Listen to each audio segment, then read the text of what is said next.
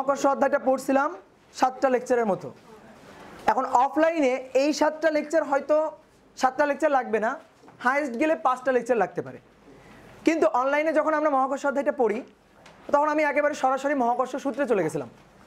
যে মহাকর্ষ সূত্র, নিউটনের যে মহাকর্ষ সূত্রটা সে যেভাবে বিবৃত করছে যে দুইটা ভরবস্তু পরস্পরকে আকর্ষণ করে, এই আকর্ষণ বল ভরের গুণফলের সমানুপাতিক, দূরত্বের বর্গের ব্যস্তানুপাতিক এবং এদের কেন্দ্রদ্বয়ের সংযোজক সরলরেখা বরাবর ক্রিয়া করে। এইখান থেকে ডাইরেক্ট আমরা মহাকর্ষ সূত্রে চলে গেছিলাম এবং এই মহাকর্ষ সূত্র নিয়েই আলোচনা করছি। এখানে বসুন। মহাকর্ষ সূত্র নিয়ে আমরা ডাইরেক্ট আলোচনা করছি। এখন এই মহাকর্ষ সূত্র এটা আবিষ্কারের পিছনের যে কাহিনীটা, পিছনের যে ইতিহাস বা পটভূমি, এইটা নিয়ে কিন্তু আমরা ওইভাবে আর আলোচনা করি নাই। তো এখন একটু আমি ছোট করে এই মহাকর্ষ সূত্র আবিষ্কারের ইতিহাস বা পটভূমিটা একটু বলি, তোমরা আগে শোনো, তারপর আমরা মহাকর্ষ সূত্র নিয়ে আলোচনা করব। মহাকর্ষ সূত্রের যে বিবৃতিটা সেটা দেখব এবং তারপরে মহাকর্ষ অধ্যায়ে যে টপিকগুলো আছে সেই টপিকগুলো নিয়ে আমরা আলোচনা করব। তো প্রথমে এই যে নিউটন সাহেব, তো তার নাম অনুযায়ী তো আমরা বলি যে মহাকর্ষ সূত্র, কিন্তু এই মহাকর্ষ সূত্র আবিষ্কারের পেছনে মানে পুরোপুরি যে নিউটনের অবদান, ব্যাপারটা কিন্তু এরকম না। নিউটনের অবশ্যই অনেক বেশি অবদান, কিন্তু এই মহাকর্ষ সূত্র বা এই গ্রহ নক্ষত্র উপগ্রহ এগুলো নিয়ে আগের অনেক মানুষই কিন্তু কাজ করে গেছে এবং সেঞ্চুরি থেকে সেঞ্চুরি এই জিনিসগুলো নিয়ে মানে কাজ হয়েছে বা ধারণা তত্ত্ব এর মধ্য দিয়ে কিন্তু লাস্টে নিউটন মহাকর্ষ সূত্র আবিষ্কার করছে। তো আমরা সায়েন্সের বাইরের মানুষ বা সায়েন্সের ভেতরকার মানুষ সবাই কিন্তু একটা প্রচলিত গল্প জানি, যে সেই আপেল গাছের কাহিনী, যে নিউটন একদিন আপেল গাছতলায় বসেছিল, হঠাৎ করে তার মাথায় একটা টুপ করে আপেল পড়ে আর সে হঠাৎ করে মহাকর্ষ সূত্র আবিষ্কার করে ফেলে। তো এইটা হচ্ছে সাধারণ মানুষকে বোঝানোর জন্য একটা প্রচলিত গাল গল্প। কথাটা আসলে বা গল্পটা আসলে পুরাপুরি এইভাবে সত্যি না। নিউটন যখন এই মহাকর্ষ সূত্রটা আবিষ্কার করে বা কোনো একজন বিজ্ঞানী যখন কোনো কিছু আবিষ্কার করে, তো তার একটা দায়িত্ব ছিল যে সোসাইটিকে এই ব্যাপারটা নিয়ে বোঝানো বা জানানো। কিন্তু একটা জিনিস চিন্তা করো যে আমাদের সোসাইটির নর্মাল যে কমন পিপুল যারা আছে তারা কিন্তু একটা সায়েন্টিস্ট যেভাবে চিন্তা করে সেইভাবে চিন্তা করতে পারে না।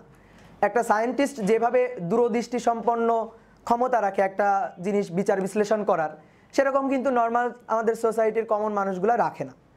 তো এই কারণে সে সহজ করে তার এই আবিষ্কারটা বোঝানোর জন্য, আমি সাপোজ একটা গল্পের মতো করে বলি, যে সাংবাদিকরা যখন তার কাছে আসলো, সাংবাদিক সম্মেলন সে করলো যে সে একটা কিছু আবিষ্কার করছে, তো তখন সাংবাদিকদের যখন সেই ব্যাপারটা বুঝাচ্ছে, তো তখন যদি সে এইভাবে বুঝাইতো, মেইনলি সে যে জিনিসটা আবিষ্কার করছিল, সে যদি এইভাবে বলতো যে একটা আপেলকে পৃথিবী যে বলে টানে, যে বলে টেনে নিচে ফেলে দিতে চায়, চাঁদকেও পৃথিবী ঠিক একই বলে টেনে নিচের দিকে ফেলে দিতে চায়, কিন্তু চাঁদ যেহেতু ঘুরতেছে, ঘোরার জন্য অবশ্যই একটা কেন্দ্রমুখী বল লাগে, এই কেন্দ্রমুখী বলের যোগান যখন মহাকর্ষ দিয়ে দিচ্ছে তখন এই টানটা তো আর থাকতেছে না, এই কারণে চাঁদ এসে পৃথিবী পৃষ্ঠে পড়ে যাচ্ছে না। মানে ব্যাপারটা ছিল, নিউটনের চিন্তার বিষয়টা ছিল, আপেল তো মাটিতে পড়ে গেল, বুঝলাম আপেল পৃথিবীর টানের জন্য মাটিতে পড়ে গেছে, কিন্তু চাঁদ কেন পৃথিবীর টানের জন্য মাটিতে এসে পড়তেছে না, এই জিনিসটা নিয়ে এসে ব্যাখ্যা করছিল। কিন্তু আমাদের সোসাইটির কমন মানুষদের যদি আমরা এই ব্যাপারটা বুঝাইতে চাইতাম, তাহলে এইভাবে এত কঠিনভাবে যদি আমরা জিনিসটা বর্ণনা করতাম, তাহলে কি তারা বুঝতো? সাংবাদিকরা কি বুঝতো? রাষ্ট্রবিজ্ঞানে পড়া সাংবাদিক, তার তো মাথার উপর দিয়ে যাইতো, সে তো কোনোদিন কেন্দ্রমুখী বলের নামই শোনে নাই। তো এই কারণে নিউটন খুব সহজভাবে বোঝানোর জন্য বলছিল যে আমি একদিন আপেল গাছতলায় বসেছিলাম, হঠাৎ করে একটা আপেল মাথার উপর এসে পড়লো, তো যখনই এসে পড়লো তখন আমি বুঝলাম যে এই আপেলটা অন্য কোনো দিকে কেন গেল না, কেন পৃথিবীর পৃষ্ঠে এসে পড়লো, তার মানে পৃথিবীর কেন্দ্রের দিকে একটা টান বল দ্বারা সে আকর্ষিত হচ্ছে, এটাই হচ্ছে মহাকর্ষ, আমি এই জিনিসটাই আবিষ্কার করছি। তো আমি এখন এই আবিষ্কারের ইতিহাস বা পটভূমিটা একটু বলি। এই নিউটনের আগেও কিন্তু মানুষজন এই ব্যাপারগুলো নিয়ে চিন্তা ভাবনা করতো। তো তখনকার মানুষজন এরকম ভাবতো যে এইটা হচ্ছে পৃথিবী, এই পৃথিবীর চারপাশে এই যে চাঁদ ঘুরতেছে একটা নির্দিষ্ট বৃত্তাকার কক্ষপথে, তো চাঁদ কেন ঘুরতেছে? তো আগের মানুষজন মানে গ্যালিলিও পূর্ববর্তী মানুষজন, তারা আসলে সায়েন্সের চর্চার চেয়ে বেশি করতে হচ্ছে রহস্যময় জিনিসের চর্চা, মানে মিস্টেরিয়াস যে ঘটনাগুলা সেইগুলার চর্চা তারা বেশি করতো এবং অনেকে ব্ল্যাক ম্যাজিক সহ অন্যান্য অনেক কিছুর উপরে ভরসা করতো। তো তারা ভাবতো, তারা এইভাবে চিন্তা করতো, এই যে চাঁদ, এই চাঁদটাকে কোনো একটা অ্যাঞ্জেল বা ফ্রেস্তা সে ধরে আছে, তার বিশাল বিশাল দুইটা পাখা আছে, আর সে পাখার ডানা ঝাপটাচ্ছে এবং ডানা ঝাপটায় এই চাঁদটাকে ঠেলে নিয়ে পৃথিবীর চারপাশে ঘোরাচ্ছে। তখনকার মানুষ এইভাবে আসলে চিন্তা করতো, কারণ তখনকার মানুষের তো ওই ধারণা ছিল না যে পৃথিবী এবং চাঁদের মধ্যকার একটা মহাকর্ষ বল আছে। এটা তো মানে যুগের পর যুগ অনেক চিন্তা ভাবনার মাধ্যমে, অনেক মানুষের কষ্টের মাধ্যমে এই জিনিসটা লাস্টে মহাকর্ষ সূত্রটা নিউটন আবিষ্কার করতে সক্ষম হয়েছে। তো নিউটনের এই যে মহাকর্ষ সূত্র আবিষ্কার, তার পিছনে দুইজন বিজ্ঞানীর সবচেয়ে বেশি অবদান আছে। একজনের নাম হচ্ছে গ্যালিলিও এবং আরেকজনের নাম হচ্ছে কেপলার। নিউটনকে যখন জিজ্ঞেস করা হলো যে আপনি যে সমসাময়িক বিজ্ঞানীদের মধ্যে এত বেশি দূরদৃষ্টি সম্পন্ন, এর আসলে কারণটা কি, তো নিউটন তখন এই জিনিসটা বলছিল যে আমি এই যে অনেক দূরে দেখতে পাই, নর্মাল যে কমন মানুষ যারা এইভাবে এত ডিপ চিন্তা ভাবনা করতে পারে না, তাদের চেয়ে তো আমি একটু হয়তো বেশি চিন্তা ভাবনা করতে পারি, আমি একটু দূরদৃষ্টি সম্পন্ন। তো এর কারণটা হচ্ছে আমি একটু বেশি উঁচুতে আছি। তো কিভাবে সে উঁচুতে আছে, সে দুইজন দৈত্যাকার মানুষের কাঁধের উপর ভর করে এত দূরে দেখতে পাচ্ছে। এই যে দুইজন দৈত্যাকার মানুষ বা বিজ্ঞানী, তাদের একজনের নাম হচ্ছে কেপলার, একজনের নাম হচ্ছে গ্যালিলিও। এদের কাঁধের উপর ভর করে সে দাঁড়ায় অনেক দূরে দেখতে পাচ্ছে। মানে এই কেপলার এবং গ্যালিলিও তারা যে কাজগুলা করে গেছে, তাদের এই অসমাপ্ত কাজের উপর ভিত্তি করেই সে বাদবাকি কাজগুলাকে সমাপ্ত করতে পারছে। আমাদের এই যে এখন যেমন করোনা ভাইরাসের জন্য লকডাউন চলতেছে বা বিশাল একটা সময় গ্যাপ তোমরা পাইছো, ঠিক কেমব্রিজে যখন নিউটন সাহেব পড়ে তখন এরকম একটা মহামারী শুরু হয়েছিল, প্লেগের মহামারী। তো তখন কেমব্রিজ বিশ্ববিদ্যালয় 2 বছরের জন্য বন্ধ ছিল। তো এই সময়টা নিউটন সাহেব তো বাড়িতে লকডাউন অবস্থায় ছিল। তো তখন এই লকডাউন অবস্থায় থেকে থেকে সেই আকামগুলা করছিল। এই লকডাউন অবস্থায় থেকে থেকে সে মহাকর্ষ আবিষ্কার করছে, সে বাইনোমিয়াল থিওরিয়াম আবিষ্কার করছে, সে আলোর স্পেকট্রাম আবিষ্কার করছে, সে ক্যালকুলাস আবিষ্কার করছে, তার একটা বই লিখে ফেলছে, ওই যে প্রিন্সিপিয়া অফ ম্যাথমেটিকা, এরকম একটা বইও লিখে ফেলছে সে। এই বইটা কিন্তু পরে একজন ইন্ডিয়ান বিজ্ঞানী সে যখন এই বইটা রিরাইট করছে, দেখো একটা বই লেখা আছে, এই বইটাকে যখন রিরাইট করছে সে, তখন তার 10 বছর সময় লেগে গেছে। তার মানে বুঝতে পারতেছে এই বইটার গুরুত্বটা কত বেশি, মানে নিউটন কোন লেভেলের জিনিয়াস ছিল। মানে আমাদের সময় যদি জিজ্ঞেস করা হয়তো যে কোন বিজ্ঞানী সবচেয়ে জিনিয়াস, নাম চলে আসবে নিউটনের, যে নিউটন হচ্ছে সেই সময়কার সবচেয়ে জিনিয়াস বিজ্ঞানী বা ইতিহাসের সবচেয়ে জিনিয়াস বিজ্ঞানী। এখন হয়তো অনেকে বলতে পারো আইনস্টাইনের নামটা বেশি শোনা যায় এখন। তো মোটামুটি দুইজন, নিউটন এবং আইনস্টাইন, এই দুইজনের অবদান আসলে মানে অস্বীকার করার কোনো উপায় নাই। এই বিজ্ঞানের জগতে বা পদার্থবিজ্ঞানের জগতে এই দুইজনের নাম আসলে সোনার অক্ষরে লেখা থাকা উচিত। তো নিউটন এই লকডাউনের মধ্যে বসে বসে এই জিনিসগুলা আবিষ্কার করে। আগের মানুষ যে ধরনের ঘটনাগুলা ভাবতো বা যেভাবে চিন্তা ভাবনা করতো, এখান থেকে আস্তে আস্তে অ্যারিস্টটল, গ্যালিলিও, কেপলার, তারপরে নিউটন এই জিনিসগুলাকে আমাদের এই যে আলোর জগতে নিয়ে আসছে। তো ব্যাপারটা আমি একটু বলি যে পৃথিবীকে কেন্দ্র করে চাঁদ ঘুরতেছে। আগের মানুষজন ভাবতো চাঁদকে কোনো একজন ফেরেশতা ডানা ঝাপটায় পৃথিবীর চারপাশে ঘোরাচ্ছে। তো পরবর্তীতে এই ধারণাগুলো আর টিকলো না, যখন মানুষ হচ্ছে একজন বিজ্ঞানীর নাম বলি যে টলেমি, তোমরা নাম শুনছো, সে হচ্ছে একটা মডেল দিছিল। সেই মডেলটা হচ্ছে পৃথিবী আছে সেন্টারে এবং সূর্য সহ অন্যান্য গ্রহগুলা পৃথিবীকে কেন্দ্র করে ঘুরতেছে। সে এই কথাটা বলছিল, এরকম একটা মডেল দিছিল যেটাকে বলা হয় জিওসেন্ট্রিক মডেল, মানে পৃথিবী আছে সেন্টারে। বুঝতে পারছি ব্যাপারটা? এটা পরবর্তীতে আর টিকলো না, যখন কোপার্নিকাস আসলো, বিজ্ঞানী কোপার্নিকাস, সে আরেকটা মডেল দিল। সেই মডেলটার নাম হচ্ছে হেলোসেন্ট্রিক মডেল। এটা হচ্ছে সেন্টারে আছে হচ্ছে সূর্য এবং সূর্যকে কেন্দ্র করে পৃথিবী সহ অন্যান্য গ্রহগুলো আবর্তিত হচ্ছে একটা বৃত্তাকার কক্ষপথে। তো এই যে বৃত্তাকার কক্ষপথে অন্যান্য গ্রহগুলো আবর্তিত হচ্ছে, এই ধারণাকে পরবর্তীতে আরেকটু চেঞ্জ করে দিল হচ্ছে বিজ্ঞানী কেপলার। সে 10 বছর ধরে এই যে মঙ্গল গ্রহ, যেটাতে এই যে কদিন আগে নাসা রোবট পাঠাইছে, এই মঙ্গল গ্রহ নিয়ে অনেক রিসার্চ করলো। সে দেখলো কি যে এই মঙ্গল গ্রহ থেকে সূর্যের দূরত্ব সবসময় সমান থাকে না। যদি এমন হতো যে সূর্য হচ্ছে সেন্টারে আছে, এই সূর্য সেন্টারে এটাকে রেখে পৃথিবী সহ অন্যান্য গ্রহ, সাপোজ এটা মঙ্গল, এই মঙ্গল এরকম একটা বৃত্তাকার কক্ষপথে ঘুরতেছে, তাহলে সূর্যের কেন্দ্র থেকে সবসময় এর দূরত্বগুলো সমান থাকতো সবসময়। তো দেখলো এই বিজ্ঞানী কেপলার, সে একটু পরীক্ষা নিরীক্ষা করে দেখলো যে না, সবসময় দূরত্বটা সমান থাকে না, কখনো দূরত্বটা একটু কম হয়, কখনো দূরত্বটা একটু বেশি হয়। এই যে দূরত্বের কম বেশি, এটা বৃত্তাকার পথ হলে হতে পারে? তাহলে বৃত্তাকার পথ না, এই বৃত্তাকার পথটাকে একটু চাপটা করে দাও, দুই পাশ দিয়ে চাপ দাও, তাহলে চাপ দিলে পথটা হয়ে যাবে এরকম ডিমের মতো একটা পথ, মানে উপবৃত্তাকার পথ, ইলেপটিক্যাল একটা পথ। তো এই ইলেপটিক্যাল পথে দেখো এই পয়েন্টে দূরত্বটা বেশি আর এই পয়েন্টে দূরত্বটা কম। তো এই জিনিসটা এক্সপেরিমেন্ট করে সে দেখলো, 10 বছর ধরে এক্সপেরিমেন্ট করছিল, করে সে দেখলো যে সূর্যের কেন্দ্র থেকে মঙ্গলের এক এক সময় এক এক রকম দূরত্ব। তখন সে দেখলো যে আসলে বৃত্তাকার পথে, সূর্যকে কেন্দ্র করে বৃত্তাকার পথে গ্রহগুলো আবর্তিত হয় না। কেমন পথে আবর্তিত হয়? উপবৃত্তাকার পথে আবর্তিত হয়। এবং সে তখন 3টা সূত্র দিছিল, যেটাকে আমরা কেপলারের 3টা সূত্র বলি। এই 3টা সূত্র নিয়ে আমরা এই অধ্যায়ের লাস্টের দিকে আলোচনা করব।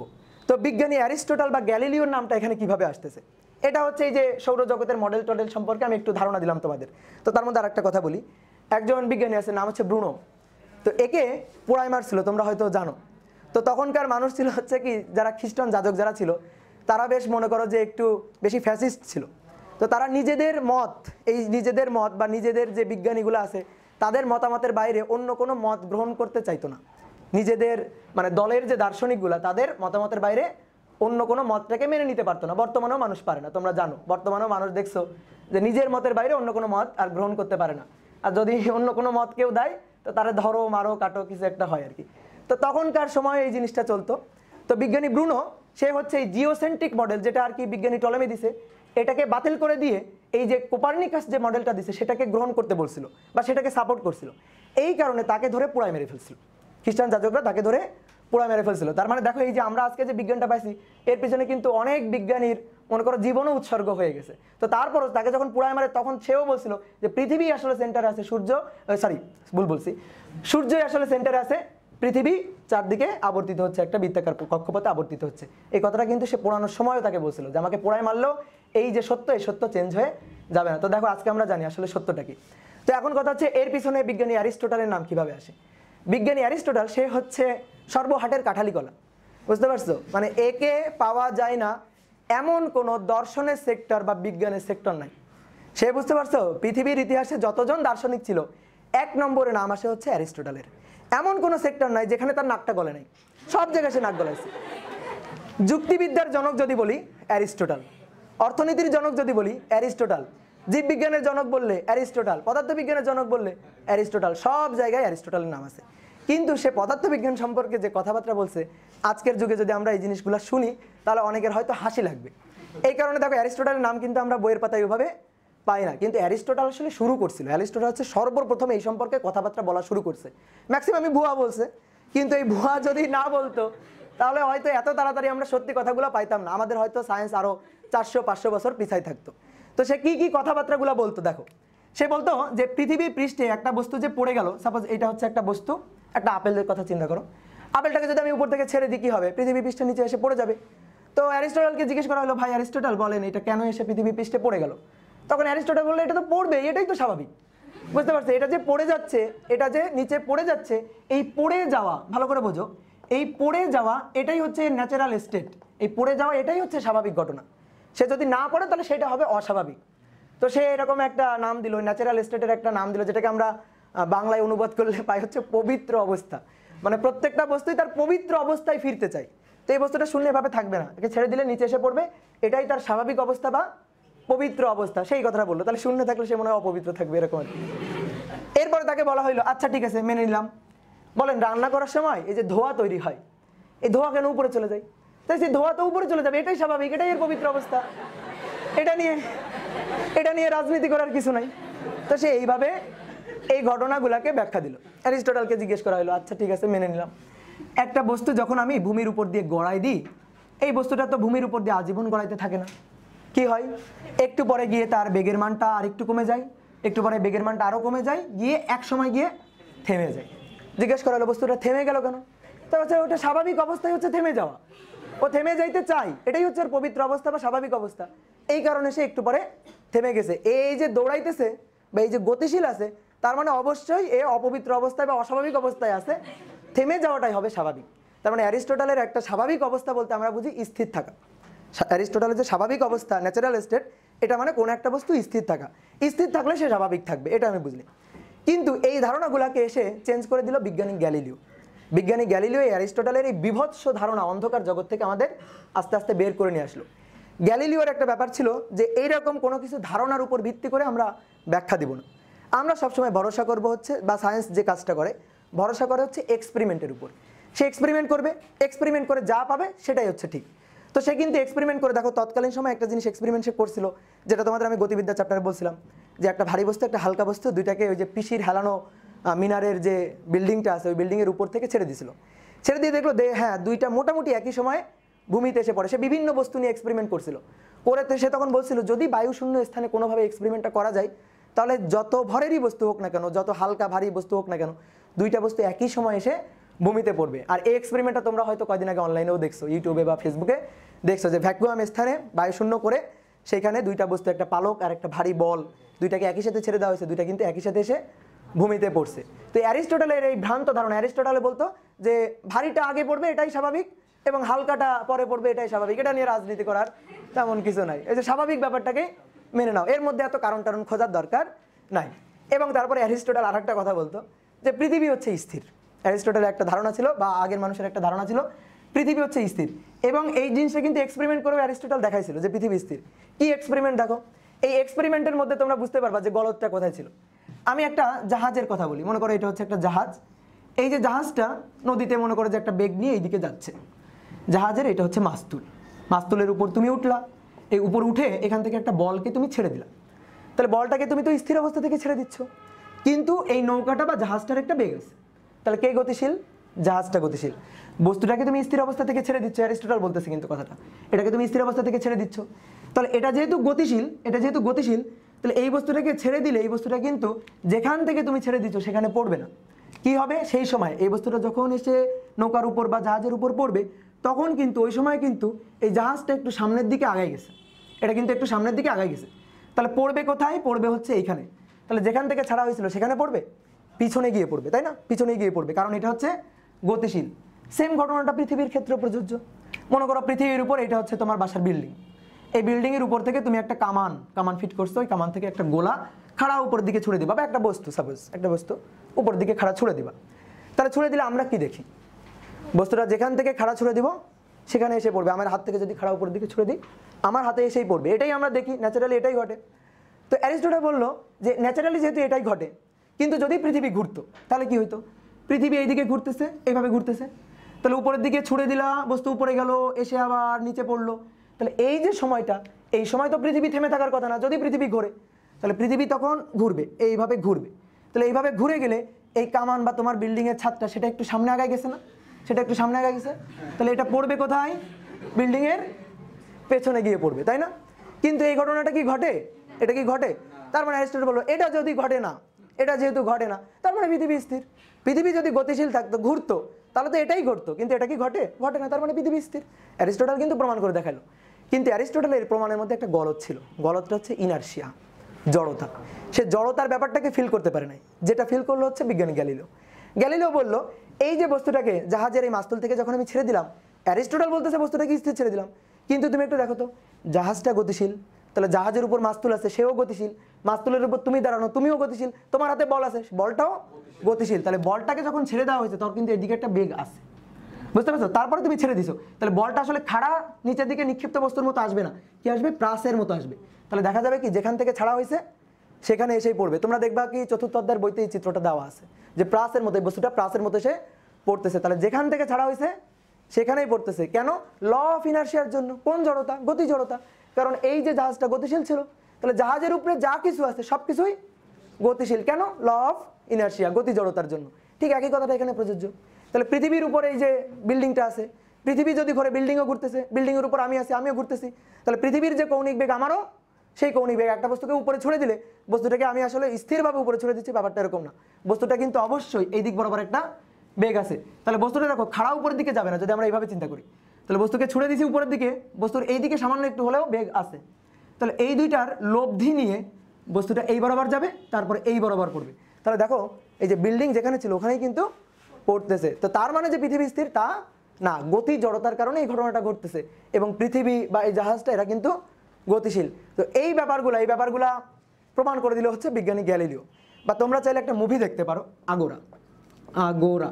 এটা একটা ইংরেজি মুভি। তো এই মুভিটাতে তোমরা বিজ্ঞানী হাইপেশিয়ার নাম শুনছো? বিজ্ঞানী হাইপেশিয়া মানে আমরা দেখো কোনো মহিলা বিজ্ঞানীর নাম ওইভাবে শুনি না, কিন্তু বিজ্ঞানী হাইপেশিয়া তৎকালীন সময়কার মহিলা বিজ্ঞানীদের মধ্যে খুবই উল্লেখযোগ্য একজন বিজ্ঞানী, এবং হাইপেশিয়াকে খুব নির্মমভাবে হত্যা করা হয়। হাইপেশিয়ার জীবন কাহিনী নিয়ে আসলে এই মুভিটা নির্মিত। তো তোমরা চাইলে এই মুভিটা দেখতে পারো, এটা ইউটিউবেও আছে। আর তোমরা যদি ভালোভাবে বুঝতে চাও তাহলে ইংলিশ সাবটাইটেল বা বাংলা সাবটাইটেল দিয়ে এই মুভিটা দেখতে পারো। ওইখানে এই যে মাস্তুলের উপর এই যে এক্সপেরিমেন্টটা, বলের এক্সপেরিমেন্ট, বা পৃথিবীর এই যে উপবৃত্তাকার পথে ঘোরা, এই জিনিসগুলো একে একে খুব সুন্দর করে বা এক্সপেরিমেন্ট করে বোঝানো আছে। তো তোমরা চাইলে দেখতে পারো এই জিনিসটা। তো এখন যে কথাটা বলতেছিলাম, এই যে গ্যালিলিও এই অন্ধকার জগৎটাকে ভেঙে দিয়ে আলোর জগৎ আমাদের নিয়ে আসলো, এবং এখান থেকে গ্যালিলিওর হাত ধরে আমরা পাইলাম হচ্ছে law of inertia. Law of inertia, গ্যালিলিওর হাত ধরে এই জিনিসটা আমরা পাইলাম, এবং এর উপর ভিত্তি করে বিজ্ঞানী নিউটন মহাকর্ষ সূত্রটা আবিষ্কার করলো। তো দেখো এবার আমি বুঝাই কিভাবে সে আবিষ্কার করলো। আমরা জানি অ্যারিস্টটল বলতেছিল বস্তুটাকে গড়াই দিলে, একটা বস্তুকে গড়াই দিলে, ভূমির উপর গড়াই দিলে থেমে যায়, কারণ সে থেমে যাইতে চায়, এটা স্বাভাবিক অবস্থা। গ্যালিলিও এসে বললো না, এই বস্তুটা থেমে গেছে এমনি এমনি না, এই বস্তুটার উপর অবশ্যই একটা বল কাজ করতেছে। ল অফ ইনার্শিয়ার কথা, অর্থাৎ নিউটনের যে ফার্স্ট ল, এটা কিন্তু নিউটনের ফার্স্ট ল না, এটা এর পেছনে যে অবদানটা সবচেয়ে বেশি হচ্ছে বিজ্ঞানী গ্যালিলিওর। গ্যালিলিও বলতেছে এই ল অফ ইনার্শিয়ার কথাটা হচ্ছে কোনো একটা বস্তুর উপরে যদি বাহ্যিক বল প্রযুক্ত না হয়, অর্থাৎ F = যদি 0 হয়, তাহলে কোনো একটা বস্তু যদি স্থির থাকে আজীবন স্থির থাকবে, আর কোনো একটা বস্তু যদি গতিশীল থাকে তাহলে আজীবন বেগের দিক অপরিবর্তিত রেখে সমবেগ নিয়ে সে গতিশীল থাকবে। এই বেগের দিকেরও কোনো চেঞ্জ হবে না, বেগের মানেরও কোনো চেঞ্জ হবে না। বেগ কি রাশি? বেগটা রাশি। তাহলে আমি যদি বলি বেগ পরিবর্তন হচ্ছে, তাহলে মান দিক দুটারই পরিবর্তন আসলে বোঝায়। তাহলে বেগের মানও পরিবর্তন হবে না, দিকও পরিবর্তন হবে না। শর্ত কি? বাহ্যিক বল শূন্য হতে হবে, কোনোভাবেই একে ডিস্টার্ব করা যাবে না। যদি কোনোভাবে তুমি একে ডিস্টার্ব করো, অন্য কোনো একটা বল দিয়ে ডিস্টার্ব করো, সাপোজ স্থির আছে, তুমি দিলা ধাক্কা, তাহলে তখন গতিশীল হবে, তাহলে ও আর আজীবন স্থির থাকবে না। কি হইতে হবে? বাহ্যিক বল শূন্য হইতে হবে, কোনো বল প্রযুক্ত হওয়া যাবে না। বা এই বস্তুটা গতিশীল আছে, তুমি যদি এদিক দিয়ে ধাক্কা দাও বেগ বাড়তে থাকবে, বেগের দিক ঠিক থাকবে এবং বেগটা বাড়তে থাকবে। তুমি যদি এদিক দিয়ে ধাক্কা দাও, কি হবে? এদিক দিয়ে যদি ধাক্কা দাও তাহলে বেগটা কমতে থাকবে, বেগটা কমতে থাকবে, এক সময় সে থেমে যাবে। সাপোজ যদি তুমি মনে করো এদিক দিয়ে ধাক্কা দাও, তাহলে দেখা যাবে কি, দেখো বেগটা এদিকে ছিল, তুমি এদিক দিয়ে ধাক্কা দিলা, তাহলে এদিক দিয়ে ধাক্কা দিলে এই ধাক্কার, দেখো খেয়াল করো, ধাক্কার কোনো উপাংশ কিন্তু এদিক বরাবর নেই, ধাক্কার উপাংশটা এদিক বরাবর। তাহলে এদিক বরাবর সে একটা ধাক্কা পাচ্ছে, কিন্তু যাইতে চাইছিল এই দিক বরাবর, সে করবে কি, বেগের মান চেঞ্জ করবে না, কিন্তু ডিরেকশনটা চেঞ্জ করে সেই বরাবর চলে যাবে, মানে সহজ কথা লব্ধি দিকে চলে যাবে। কিন্তু আবার অনেকে ভাবতে পারো বেগ আর বলের সাথে আমি কিভাবে লব্ধি করতেছি, তো এই কারণে বললাম এইদিকে দেখো বেগের মানে বেগ, এখানে যে বল ভেক্টরটা তার কোনো উপাংশ এইদিকে নাই, এই কারণে ধাক্কা দিলে বেগের মানটা অপরিবর্তিত থাকবে, কিন্তু ডিরেকশনটা চেঞ্জ করে সে চলে যাবে। কথাটা বুঝতে পারতেছো? এই জিনিসটা মাথায় রাখো, এই যে আমি যখন ধাক্কা দিচ্ছি বেগের মান অপরিবর্তিত রেখে বেগের ডিরেকশনটা চেঞ্জ হয়ে যাচ্ছে, এই কথাটা মাথায় রাখো। এবার আমরা বুঝতে পারবো যে কেন একটা আপেল ভূপৃষ্ঠে এসে পড়ে গেল, গাছের থেকে যখন বোটাচ্যুত হয়ে যাচ্ছে তখন যে ভূপৃষ্ঠে এসে পড়ে গেল, কিন্তু চাঁদ কেন পড়তেছে না, এই জিনিসটা এবার আমরা বুঝতে পারবো এখান থেকে। আমি একটু বোর্ডটা মুছে নিই, বোর্ডটা একটু মুছে নিই, এই পাশটা মুছে নিই। এইটা হচ্ছে পৃথিবী, এটা হচ্ছে পৃথিবী, এটা হচ্ছে চাঁদ। তুমি আমাকে বলবা কোনো একটা বস্তু যদি বৃত্তাকার পথে ঘোরে, সে যে বস্তুই হোক না কেন, কোনো একটা বস্তু মনে করো বৃত্তাকার পথে ঘুরতেছে, বৃত্তাকার পথে ঘুরলে তার উপরে বাহ্যিক বল প্রযুক্ত হচ্ছে নাকি হচ্ছে না? একটা বস্তু বৃত্তাকার পথে ঘুরতেছে, তুমি আমাকে একটু ভাবনা চিন্তা করে বলবা, যেহেতু বস্তুটা বৃত্তাকার পথে ঘুরতেছে তার উপরে বাহ্যিক বল প্রযুক্ত হচ্ছে নাকি হচ্ছে না? অবশ্যই হচ্ছে। হ্যাঁ, কিভাবে বললাম? বেগের ডিরেকশন চেঞ্জ হচ্ছে। এই পয়েন্টে তার বেগটা হচ্ছে এইদিকে, এই পয়েন্টে তার বেগটা কি ওইদিকে, স্পর্শক বরাবর এইদিকে। তাহলে আমি বলছিলাম বেগের ডিরেকশন চেঞ্জ হবে তখনই যখন তাকে কেউ ডিস্টার্ব করবে। তাহলে বেগের ডিরেকশন তখন হচ্ছে এইদিকে, এই পয়েন্টে বেগের ডিরেকশনটা হচ্ছে এইদিকে, এই পয়েন্টে বেগের ডিরেকশনটা হচ্ছে এইদিকে।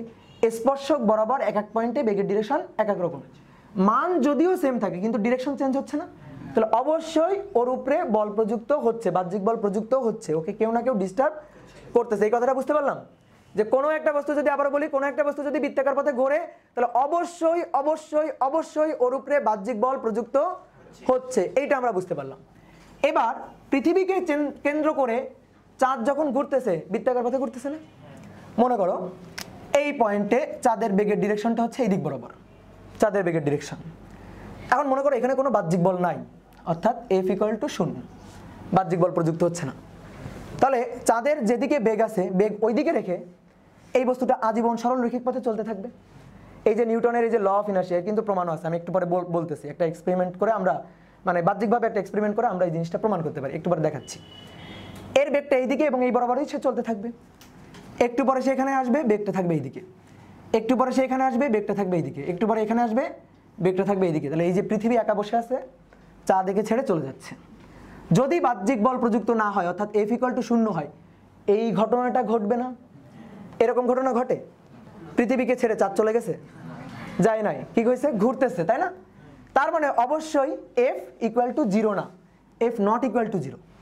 তার মানে চাঁদের উপরে একটা বল আছে। এবার বোঝো ভালো করে ব্যাপারটা। এটা কিন্তু অনেক বিজ্ঞানী আগেও চিন্তা করছিল, যেহেতু পৃথিবীকে কেন্দ্র করে চাঁদ বৃত্তাকার পথে ঘুরতেছে, অবশ্যই এখানে কোনো না কোনো বল আছে। এটা কিন্তু অনেক বিজ্ঞানী আগে ভাবছিল, কিন্তু কোন বল আছে, কি ধরনের বল আছে, এই বলের মান কিভাবে বের করা যায়, এই বল কি কি বিষয়ের উপর ডিপেন্ড করে, এটা কিন্তু কোনো বিজ্ঞানী বের করতে পারে নাই। বের করতে পারছে কে? Sir Isaac Newton. সে কিভাবে বের করছে দেখো। এই বস্তুটার উপরে যদি বাহ্যিক বল প্রযুক্ত না হতো তাহলে সোজাসুজি চলে যেত, বেগের মানের দিকের কোনো চেঞ্জ হতো না। কিন্তু ঘটনাটা এরকম ঘটে না, তাহলে কি হয়? বৃত্তাকার পথে ঘুরতে থাকবে। সেটা কিভাবে সম্ভব? তুমি দেখো, এই বস্তুটাকে পৃথিবী যদি একটা বল দিয়ে কেন্দ্রের দিকে টানে তখনই এই ব্যাপারটা সম্ভব। কেন্দ্রের দিকে একটা বল দিয়ে টানতেছে, এফ বল দিয়ে। একটু আগে এখানে বলছিলাম এটা হচ্ছে বেগের ডিরেকশন, দিলা ধাক্কা এইদিকে, তাহলে দিক চেঞ্জ হয়ে যাবে না? তাহলে যাইতে চাচ্ছিল এই বরাবর, তুমি টান দিলা, ধরে টান দিলা যে এই বাটা এদিকে আয়, ঠিক আছে? এদিক বরাবর যাচ্ছিল, তুমি টান দিলা এদিকে, এদিকে আয়, তাহলে ও কি করবে? এদিকেও যাবে না, এদিকেও যাবে না, মাঝ বরাবর এরকম কোনো একটা জায়গায় চলে আসবে, সে পৌঁছায় যাবে এই পয়েন্টে। এখন ওই পয়েন্টে গেলে তার বেগের ডিরেকশন কোন দিকে? এই যে ওই পয়েন্টে তার বেগের ডিরেকশন এই দিকে। এখন ওই পয়েন্টে কি পৃথিবী তাকে টান দেওয়া বন্ধ করে দিছে? পৃথিবী তাকে আবার টানবে, এই বেটা এদিকে আয়, তাহলে তখন পৃথিবী তাকে টানতেছে এই দিক বরাবর। সেই বরাবরও যাবে না, এই বরাবরও যাবে না, কোন বরাবর যাবে? এরকম মাঝ বরাবর, লব্ধি বরাবর কোনো একটা জায়গায় সে গিয়ে পৌঁছাবে। এই পয়েন্টে তার বেগের ডিরেকশনটা এই দিক বরাবর।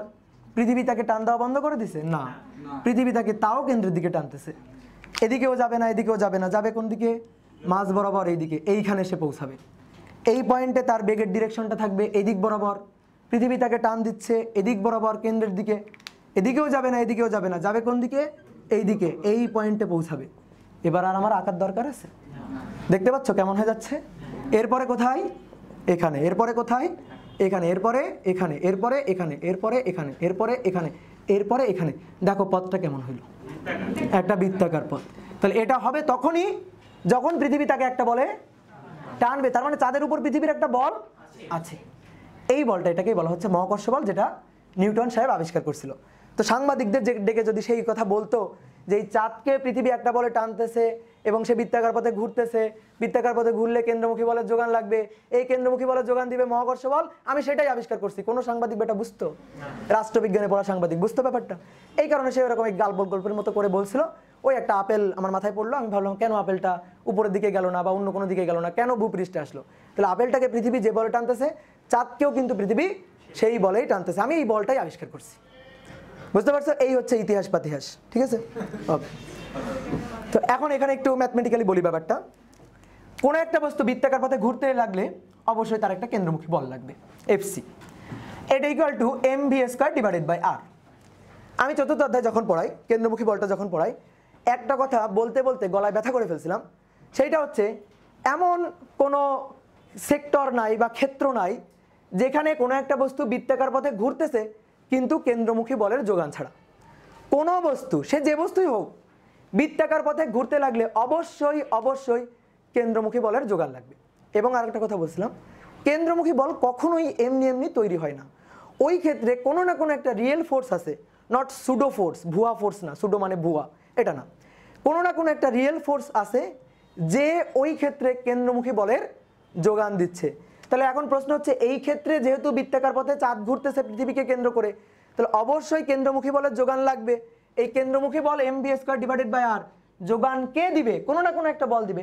সেই বলটাই হচ্ছে পৃথিবীর কেন্দ্র এবং চাঁদের মধ্যকার আকর্ষণ বা টান বল। অর্থাৎ পৃথিবী চাঁদকে যে অদৃশ্য দড়ি দিয়ে টেনে ধরে রাখছে, সেই দড়ির টান বল অর্থাৎ মহাকর্ষ বল, গ্র্যাভিটেশনাল ফোর্স, এটাই হচ্ছে এই ক্ষেত্রে কেন্দ্রমুখী বলের যোগানদাতা।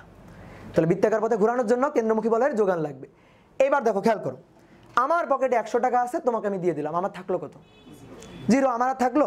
তো ব্যাপারটা হচ্ছে দাঁড়াম, এই যে গ্র্যাভিটেশনাল ফোর্স, এর মনে করো যে পকেটে 100 টাকা ছিল, এ তখন এই মহাকর্ষ বলের যে যতটুকু ছিল ভান্ডারে, ততটুকু তখন কেন্দ্রমুখী বলকে দিয়ে দিল ঘোরানোর জন্য, যেহেতু চাঁদ পৃথিবীর চারপাশে ঘুরবে, দিয়ে দিল। এখন যদি আমি বলি মহাকর্ষ বলের ভান্ডারে কতটুকু থাকলো? 0। যেহেতু মহাকর্ষ বলের ভান্ডারে 0 আছে, তাহলে এই পৃথিবী তখন চাঁদকে টেনে আর ভূপৃষ্ঠে নিয়ে আসতে পারবে না। মানে আমাদের প্রশ্ন, কমন প্রশ্ন, যে এই যে পৃথিবী চাঁদ যে মানে একটা আপেল যেখানে আছে, এই আপেলটা গাছ থেকে বোটাচ্যুত হয়ে গেলে কি সুন্দর এসে মাটিতে পড়ে যায়, কিন্তু চাঁদ কেন এসে মাটিতে পড়ে না? তার কারণ হচ্ছে এই যে আপেলটা আছে, আপেলটা ঘোরে না, আপেলটার জন্য বেগ হচ্ছে 0। দেখো ঘূর্ণন বেগ আছে, তার কোনো স্পর্শক বরাবর ঘূর্ণন বেগ আছে, v 0। তাহলে v যদি 0 হয়, এফসি কত হবে? এফসি হবে 0। কেন্দ্রমুখী বল লাগবে, ও যেহেতু ঘুরতেছে না, তাহলে না ঘুরলে ওর কেন্দ্রমুখী বল লাগবে না। যদি লাগতো তাহলে আমি হয়তো ওই মহাকর্ষ বলের ভান্ডার থেকে, অর্থাৎ এই যে পৃথিবী এবং আপেলের মধ্যকার যে টান বল, আকর্ষণ বল, এর ভান্ডার থেকে কিছু দিতাম, কিন্তু ওরা লাগবেই না। তাহলে আমি কি কিছু দেবো? মহাকর্ষ বল কি কিছু দেবে? দেবে না। তাহলে যেহেতু মহাকর্ষ বল দিচ্ছে না, টান দিয়ে ভূপৃষ্ঠে এনে ফেলে দিবে। কথাটা বুঝতে পারছো? কিন্তু যদি এমন হইতো যে চাঁদের মতো হইতো, যেহেতু ঘুরতেছে, বেগ আছে, কেন্দ্রমুখী বল লাগবে, কে দিবে? এই মহাকর্ষ বল এই কেন্দ্রমুখী বলের যোগান দিয়ে দিবে। তাহলে মহাকর্ষ বলের ভান্ডারে আর কিছু থাকলো? যদি পুরোটুকুই মহাকর্ষ বলের পুরোটুকুই কেন্দ্রমুখী বলকে যোগান দিয়ে দেয়, থাকলো কিছু ভান্ডারে? তাহলে তখন কি হবে? এই যে বস্তুটা, এটাকে টান দিয়ে আর নিচে আনতে পারবে না। কিন্তু যদি এমন হয় কোনো দিন চাঁদের মনে করো বেগ শূন্য হয়ে গেছে কোনো কারণে, সাপোজ চাঁদের বেগ শূন্য হয়ে গেছে, তখনই সাথে সাথে চাঁদ এসে পৃথিবীর মাটিতে পড়ে যাবে। বুঝতে পারছো ব্যাপারটা? এটা হইতে হলে কি হইতে হবে? চাঁদের বেগটা শূন্য হইতে হবে।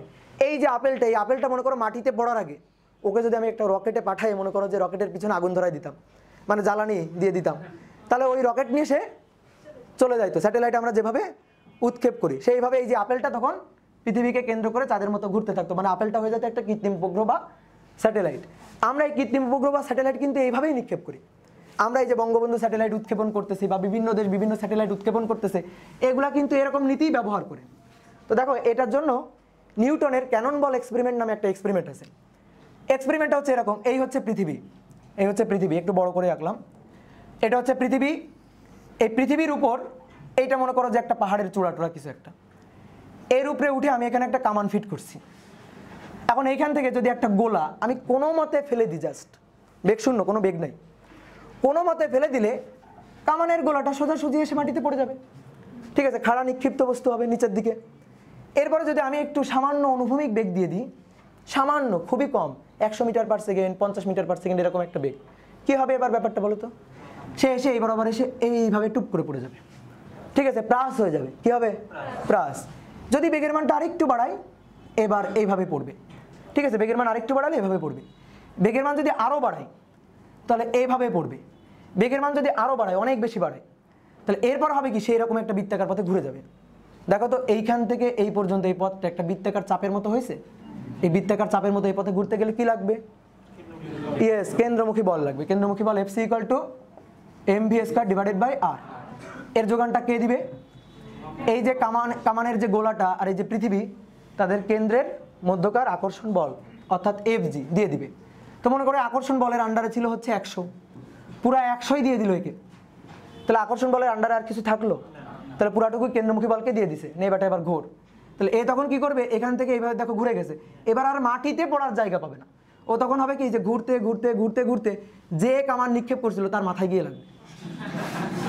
ঘুরতে এভাবে ঘুরতে ঘুরতে ঘুরতে ঘুরতে গিয়ে যেখান থেকে কামান নিক্ষেপ করছিল ওই পয়েন্টে পৌঁছাই যাবে, এবং ও আর পড়বে না, ও ঘুরতেই থাকবে। এইভাবে চক্কর কাটতেই থাকবে, পৃথিবীকে কেন্দ্র করে চক্কর কাটতেই থাকবে, যেভাবে আসলে স্যাটেলাইট উৎক্ষেপণ করি। একটা স্যাটেলাইটকে এই বেগের মানটা নর্মালি 7500 মিটার পার সেকেন্ডের বেশি বেগ, যেমন তেমন বেগ না। তুমি ছুঁড়ে মারবা, এইভাবে ছুঁড়ে মারলা স্যাটেলাইট হয়ে যাবে তা না, বুঝতে পারছো? রকেটের মতো করে নিক্ষেপ করতে হবে। ঠিক আছে, তো তখন কি হবে? অনেক বেশি বেগ দিয়ে নিক্ষেপ করলে এই যে মহাকর্ষ যে বলের মানটা, সেটা কেন্দ্রমুখী বলের যোগান দিয়ে দিবে, ও তখন এরকম বৃত্তাকার পথে ঘুরতে থাকবে, আলটিমেটলি একটা স্যাটেলাইট বা কৃত্রিম উপগ্রহ হয়ে যাবে। তো এই ছিল হচ্ছে মোটামুটি মহাকর্ষ বল আবিষ্কারের ইতিহাস। এখন এই যে মহাকর্ষ বলটা নিউটন বলতেছে, এই মহাকর্ষ বলটা বস্তু দুইটা, যে দুইটা বস্তুর মধ্যে মহাকর্ষ বল আমি বলি, সেই দুইটা বস্তুর ভরের গুণফলের সমানুপাতিক, দূরত্বের বর্গের ব্যস্তানুপাতিক, এবং এটা কোনো মিডিয়ামের উপর ডিপেন্ড করে না, কোনো মিডিয়ামের উপর ডিপেন্ড করে না। মহাকর্ষ বলটা হচ্ছে মিডিয়াম ইন্ডিপেন্ডেন্ট, এবং এই যে মহাকর্ষ বলটা এটা এই বস্তুদ্বয়ের কেন্দ্রের সংযোজক সরল রেখা বরাবর ক্রিয়া করে। বোঝা গেছে ব্যাপারটা? তাহলে এখন আমরা আজকের ক্লাসে জাস্ট মহাকর্ষ সূত্রটা একটু বিবৃত করব এবং সূত্রটা একটু লিখব। ওকে, এই কথা বলো না, দেখো তাহলে আমরা একটু লিখি এবার। অধ্যায়ের নাম হচ্ছে মহাকর্ষ অভিকর্ষ। মহাকর্ষ ও অভিকর্ষ, গ্রাভিটি। গ্রাভিটি। তো নিউটনের মহাকর্ষ সূত্র, নিউটনের মহাকর্ষ সূত্র। তাহলে দুইটা ভরবস্তুর কথা চিন্তা করি, এই একটা ভরবস্তু, একটা ভরবস্তু। এই ভরটাকে বললাম m1 আর এই ভরটাকে বললাম m2। দূরত্ব নিতে হবে সেন্টার টু সেন্টার, এই দুইটা বস্তুর কেন্দ্রের সংযোজক সরলরেখার দূরত্ব। এই দুইটা কেন্দ্রের সংযোজক সরলরেখার দূরত্বকে ধরলাম d, আরও ধরতে পারো, কোনো সমস্যা নেই। তো নিউটন বলতেছে এই দুইটা বস্তু পরস্পরকে যে বলে আকর্ষণ করে, সেটার নামই মহাকর্ষ বল। যে বলে আকর্ষণ করে তা 1 নম্বর বস্তুদ্বয়ের ভরের গুণফলের সমানুপাতিক। তাহলে ভরের গুণফলের সমানুপাতিক, m1 m2 এদের গুণফলের সমানুপাতিক। ব্যাপারটা হচ্ছে এরকম, এই বস্তু দুইটার মধ্যেকার যে আকর্ষণ বলটা m1 এর মানের সমানুপাতিক। m1 এর মান যদি বেশি হয় f এর মান বেশি হবে, m2 এর মান যদি বেশি হয় তাহলেও f এর মান বেশি হবে। তাহলে আমি যদি এভাবে লিখি আলাদা আলাদা করে, তাহলে f সমানুপাতিক m1, f সমানুপাতিক m2, দুইটাকে যদি কম্বাইন করে লিখি তাহলে কি হবে? f সমানুপাতিক m1 ইন্টু m2। এই কারণে বলা হচ্ছে ভরের গুণফলের সমানুপাতিক।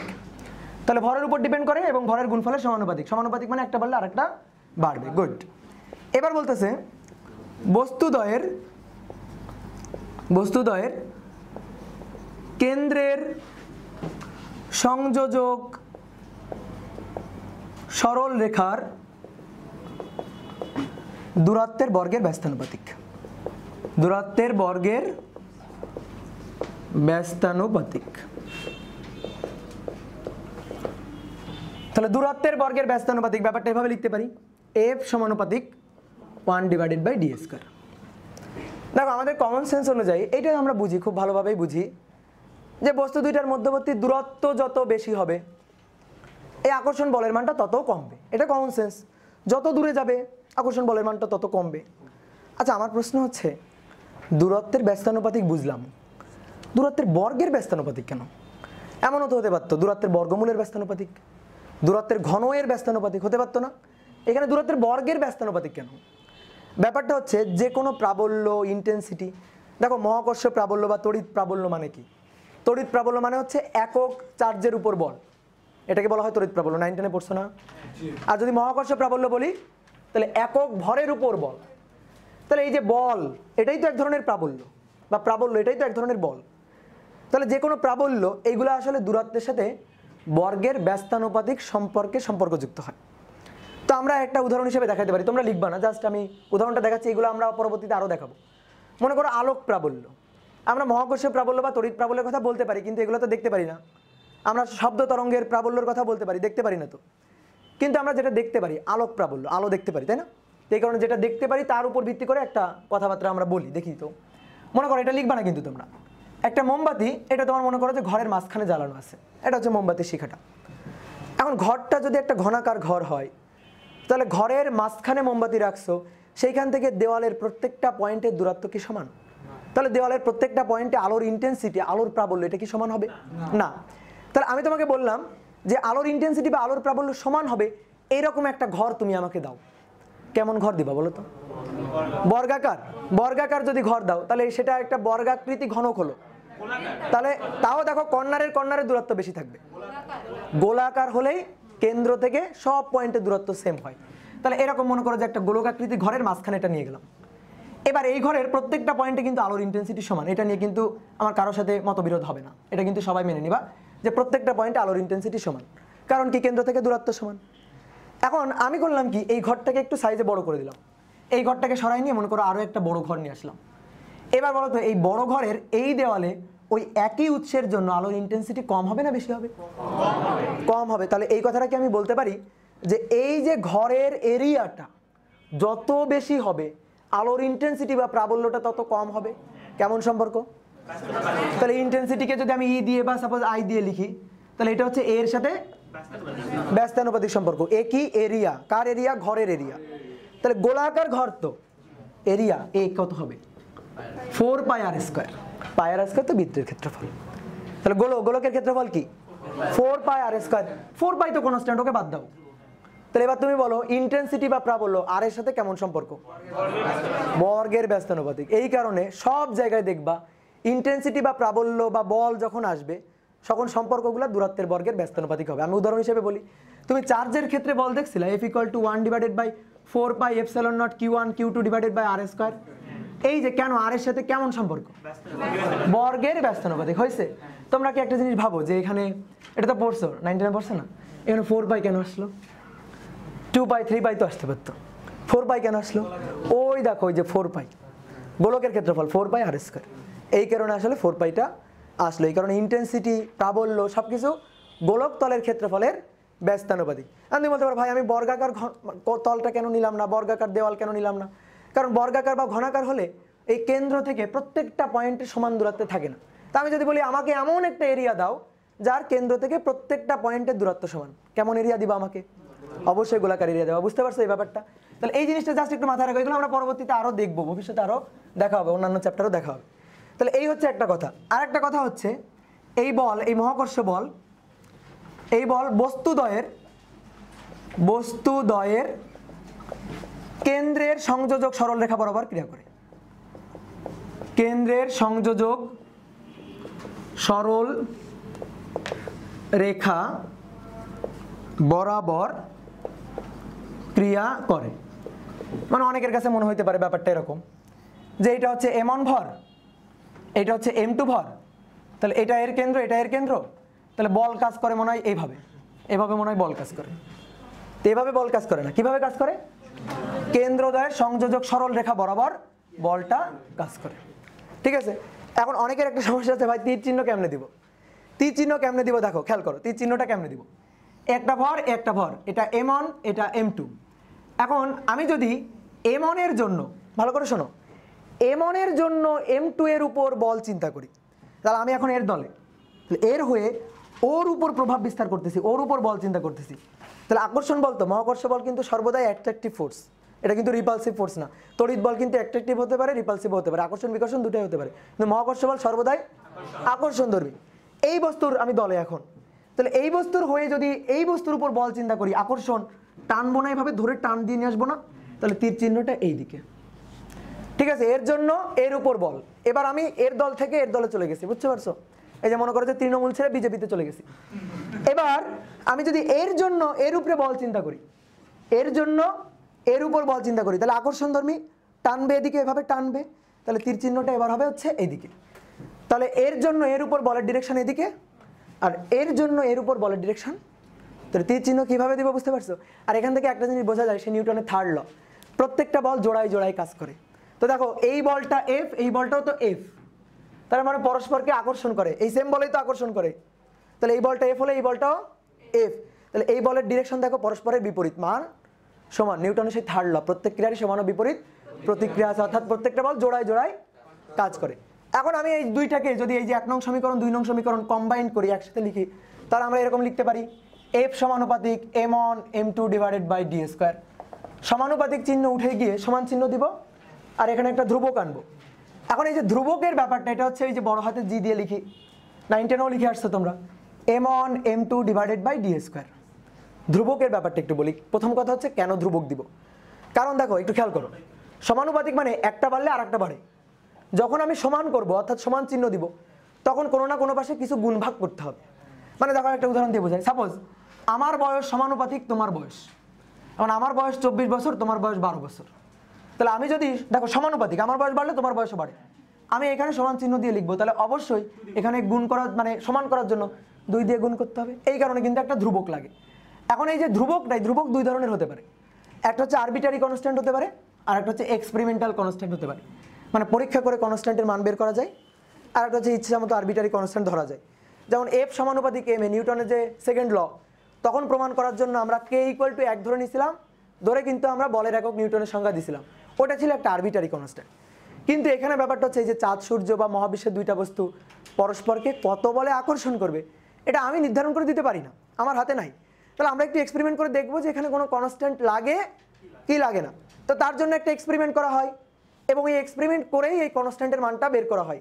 এমন না আমি ঘুমাইছিলাম সকালবেলা উঠে বিজ্ঞানীরা এক্সপেরিমেন্ট না করেই এই মানটা পেয়ে গেছে, এরকম না, এক্সপেরিমেন্ট করেই দেখা গেছে জি এর মানটা হয় 6.673 × 10⁻⁻11, এককটা হচ্ছে নিউটন মিটার স্কোয়ার kg⁻²। তুমি আমাকে জিজ্ঞেস করবা ভাই কোন এক্সপেরিমেন্ট, তো দেখো এটা আমি বোর্ড বইতে নাই তোমাদের, কিন্তু আমার বইতে এক্সপেরিমেন্টটা দেওয়া আছে। তো তোমাদের যদি কারো ইচ্ছা হয় দেখি তো কোন এক্সপেরিমেন্ট, তাহলে একটু বইটা উল্টাই পাল্টাই দেখতে পারো, কিন্তু এটা আমাদের সিলেবাসে নাই এবং এই এক্সপেরিমেন্টটা একটু জটিল প্রক্রিয়া। আমি যদি বুঝাইতে চাই মোটামুটি ধরো যে 1.5 ঘন্টার একটা লেকচার লাগবে, তো এই কারণে আমরা ওইদিকে আর যাবো না, যেহেতু সিলেবাসে নাই আমরা সময় নষ্ট করবো না। তোমাদের যাদের বেশি মনে করো যে আত্মতুষ্টি পাওয়ার ইচ্ছা, জানার ইচ্ছা, তারা একটু চাইলে বই খাতা উল্টায় পাল্টা এটা দেখতে পারো। এখানে এই যে জড়তার ভ্রামকের ব্যাপার স্যাপার লাগছে, কৌণিক ঘূর্ণনজনিত টর্কের ব্যাপার স্যাপার লাগছে, তো এটা তোমরা বই থেকে দেখে নিতে পারো। বুঝতে পারছো? একটা 2 মার্কের প্রশ্ন আসে, সেটা হচ্ছে জি কে কেন বিশ্বজনীন বা সর্বজনীন ধ্রুবক বলা হয়? জি হচ্ছে বিশ্বজনীন বা সর্বজনীন ধ্রুবক। কেন বলা হয় এটা, কেন বিশ্বজনীন বা সর্বজনীন ধ্রুবক বলা হয়? তো তার কারণ হচ্ছে এই মহাকর্ষ বল কখনো মিডিয়ামের উপর ডিপেন্ড করে না। কিছু কিছু কনস্ট্যান্ট আছে যারা মিডিয়ামের উপর ডিপেন্ড করে, যেমন প্রতিসারাঙ্ক তোমরা কি দিয়ে লেখো? ইটা দিয়ে না মিউ দিয়ে? মিউ বা ইটা কোনো কিছু একটা দিয়ে লেখো। আচ্ছা, তো বাতাসের সাপেক্ষে পানির প্রতিসারাঙ্ক যা, কাচের সাপেক্ষে কি পানির প্রতিসারাঙ্ক তাই? তাহলে এটা কিন্তু কোনো পরম কনস্ট্যান্ট না, ইউনিভার্সাল কনস্ট্যান্ট না, তাহলে এটাকে বিশ্বজনীন বা সার্বজনীন বলা যাবে না। আমরা তড়িতের ক্ষেত্রে সি লিখি না? C equal to 1/4 pi epsilon naught, এটার মান 9 × 10⁹, এটা আমরা বলি। এখানে যে এপসাইলন নটটা আছে এটা হচ্ছে ভেদনযোগ্যতা, এটা হচ্ছে ভেদনযোগ্যতা, ঠিক আছে, পারমিয়াবিলিটি। আর যদি চৌম্বকের ক্ষেত্র হয় তাহলে চৌম্বকের ক্ষেত্রে কনস্ট্যান্টটা হয় 1/4 পাই মিউ নট, ঠিক আছে। এখানে যেমন 1/4 pi epsilon not Q1 Q2/r², main সূত্রটা, বলের সূত্রটা। আর এখানে চৌম্বকের ক্ষেত্রে চৌম্বকের দুইটা মেরুর মধ্যকার আকর্ষণ বিকর্ষণ বলেরও একটা সূত্র আছে, সেটা তোমরা সেকেন্ড পার্টে চৌম্বকের অধ্যায় শিখবা। 1/4 পাই মিউ নট, এখানে হয় m1 m2/r²। m1 m2 কিন্তু ভর না, মেরু শক্তি, চৌম্বকের মেরু শক্তি, চৌম্বকের অধ্যায় গিয়ে দেখবো। আমাদের ব্যাপার স্যাপার হচ্ছে এই কনস্ট্যান্টটা নিয়ে। এখানে এই যে কনস্ট্যান্ট মিউ নট, এটাকে বলা হয় প্রবেশ্যতা, পারমিটিভিটি, ইংরেজিতে বলা হয় পারমিটিভিটি। তো এই যে দুইটা কনস্ট্যান্ট, এই দুইটা কনস্ট্যান্ট কি ইউনিভার্সাল কনস্ট্যান্ট? এই যে সি এইটা বা এইটা, এটা কি ইউনিভার্সাল কনস্ট্যান্ট? না, কারণ এটা মিডিয়ামের উপর ডিপেন্ড করে। তোমরা হয়তো 9-10-এ জানছো, দুইটা চার্জ একটা নির্দিষ্ট দূরত্বে শূন্য মাধ্যমে থেকে পরস্পরকে যে বলে আকর্ষণ বিকর্ষণ করবে, অবশ্যই একই দূরত্বে পানিতে থেকে সেম বলে পরস্পরকে আকর্ষণ বিকর্ষণ করবে না। তাহলে এই আকর্ষণ বিকর্ষণ বলের মানটা মাধ্যম ভেদে চেঞ্জ হয়ে যাচ্ছে না, তাহলে মিডিয়ামের উপর ডিপেন্ড করে। বাট মহাকর্ষ বল এই দুইটা বস্তু যে মাধ্যমে থাকুক, শূন্য মাধ্যমে থাকুক, পানি মাধ্যমে থাকুক বা অন্য কোনো মাধ্যমে থাকুক, এই দুইটা ভর বস্তুর মধ্যকার এই মহাকর্ষ বলটা কখনোই মিডিয়ামের উপর ডিপেন্ড করে না। কারণ দেখো সি এর মান 9 × 10⁹, এটা হচ্ছে শূন্য মাধ্যমের জন্য প্রযোজ্য। শূন্য মাধ্যম যদি না থাকে তাহলে কিন্তু এই মানটা এরকম হবে না, কিন্তু জি এর মান সর্বদাই এটা। এবং দেখো জি এর মান কিন্তু অনেক কম, 10⁻11 মানটা কিন্তু অনেক ক্ষুদ্র একটা মান। তো এই জি কনস্ট্যান্টটাকে এই কারণে বিশ্বজনীন বা সর্বজনীন ধ্রুবক বলা হয়। তো 2 মার্কের এই প্রশ্নটা অনেক সময় আসে বইতে, কিভাবে 2 মার্কের প্রশ্নের উত্তরটা তোমরা লিখবা এটা খুব সুন্দর করে ব্যাখ্যা করা আছে, তাহলে ওইখান থেকে পড়ে নিবা। বুঝতে পারছো ব্যাপার? এখানে আরেকটা কথা একটু বলি, আরেকটা প্রশ্ন আছে যেটা ছোটোবেলায় আসতো, এখানে হয়তো মাঝে মাঝে দিতে পারে। তো সেটা হচ্ছে সকল অভিকর্ষ মহাকর্ষ, কিন্তু সকল মহাকর্ষ অভিকর্ষ নয়। তো এটা তো তোমরা জানো নাকি, যে সাপোজ পৃথিবী এবং অন্য কোনো একটা বস্তু হয়, তাহলে এটাকে আমরা অভিকর্ষ বলতে পারি, মহাকর্ষ বলতে পারি, কারণ মহাকর্ষ হচ্ছে মহাবিশ্বের যে কোনো দুইটা বস্তু। এখন পৃথিবী কি মহাবিশ্বের বস্তু না? তাহলে এটাকে মহাকর্ষ বলা যাবে, অভিকর্ষ বলা যাবে। কিন্তু চাঁদ আর সূর্য, তাহলে চাঁদ আর সূর্যের মধ্যে যে আকর্ষণ, বুধ আর মনে করো যে সূর্যের মধ্যে যে আকর্ষণ, এটা কিন্তু শুধুমাত্র মহাকর্ষ, এটাকে আমরা অভিকর্ষ বলতে। তো এই কারণে বলা হয় যে সকল অভিকর্ষ মহাকর্ষ, কিন্তু সকল মহাকর্ষ অভিকর্ষ নয়। তো এইটা পড়া, এইটা লিখে দিয়ে আর তোমাদের মনে করো যে অপমান করলাম না। বুঝতে পারছো? তো আজকের লেকচারটা এই পর্যন্ত ছিল, আবার নেক্সট ক্লাসে দেখা হবে। ধন্যবাদ।